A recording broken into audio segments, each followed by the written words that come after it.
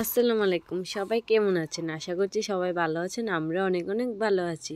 এই ভিডিওটা কিছুদিন আগে আমি করে রেখেছিলাম, কিন্তু ছাড়তে পারি না সময়ের কারণে। আমরা চলে গেলাম, এখানে ক্রিসমাস ডে উপলক্ষে বিরাট এক মেলা হয়, আর যেটাকে সবাই বড়দিন বলে। আর এটা হলো গির্জার ঘর। দেখেন কত সুন্দর করে বানিয়েছে, দেখতেই মনে চায় এত সুন্দর করে বানালো। আর এদিকে আমি আমার মেয়েকে নিয়ে কিছু ফটো তুলছি, আর আমার হাজব্যান্ড ভিডিও করে দিচ্ছে। আর এই জায়গাটা কারা কারা চিনে অবশ্যই কমেন্ট করে জানাবেন। এই জায়গাটায় প্রতি বছরে 25শে ডিসেম্বর ক্রিসমাস ডে উপলক্ষে পালন করা হয়।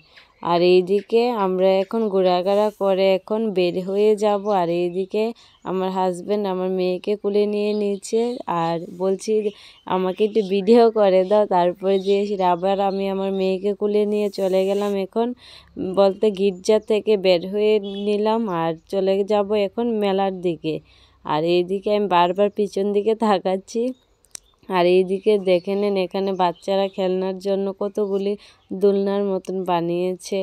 আর এইদিকে প্রচুর মানুষ, কত সুন্দর লাগছে তাই না? এইদিকে ছোট বড় সবাই উঠে চকরির মধ্যে উঠে, বা গাড়ি রেলগাড়ি এগুলা সবাই বাচ্চাদের জন্য বড়রার জন্য বানিয়েছিল। আর এইদিকে আমার মেয়ে এগরোল দেখে ও প্রচণ্ড কান্না করতেছিল যে এগরোল খাবে। তারপর আমার মেয়েকে আমার হাজব্যান্ড খাইয়ে দিল।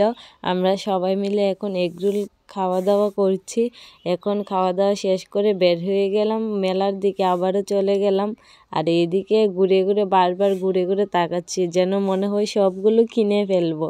আপনাদেরও কি এরকম মনে হয় মেলাত ঘুরতে গেলে যেন সবগুলো এক এক করে কিনে ফেলবো? আর এইদিকে আমার মেয়ে বাঁশি ফুলাচ্ছে, বলছে বাঁশি নেবে না। আর এইদিকে একটা ঝুনঝুনি নিয়ে নিল।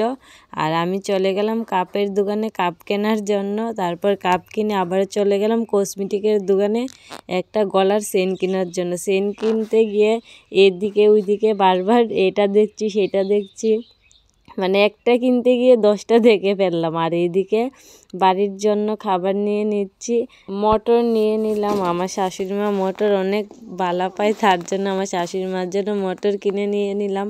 আর আমরা ফুচকা খাচ্ছি। আমরা খাওয়া দাওয়া করলে কি চলবে, বাড়ির জন্য কিছু কি নিতে হবে না? তারপর আবার চলে আসলাম চাট খাওয়ার জন্য। আমি বলছি চাট খাবো না।